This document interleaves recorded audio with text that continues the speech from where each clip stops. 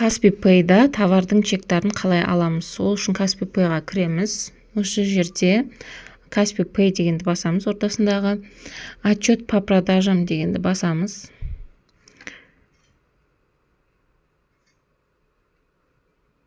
Осы жерде периоды барлығы тұрады. Мына жерден период таңдасаңыздар болады. Қай аралықта аласыздар. Выбрать период десеңіз, аралығын өзі көрсетеді. Мысалға, осылай алайық. Осы жердегі продажаларыңыздың барлығы шығады. Міне осы жердегі наличными дегенді аламыз біз.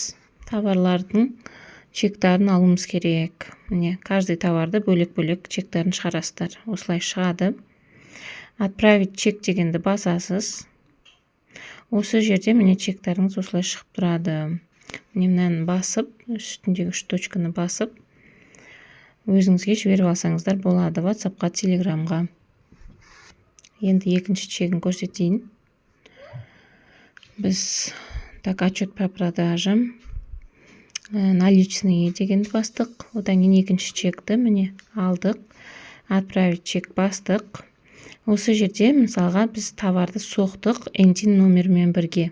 Енді қазір осыны тексеріске алып жатыр, я. NTIN номері бар ма, национальный каталогқа енген ба, товар енбеген ба, соның барлығы тексеріліп жатыр. Сол үшін де осы код, штрих-код міндетті түрде товарда болу керек, каждый товарда. Енді осы чекті өзімізге жіберіп аламыз. Міне WhatsApp-қа, Telegram-ға жіберіп алсаңыздар болады өздеріңізге.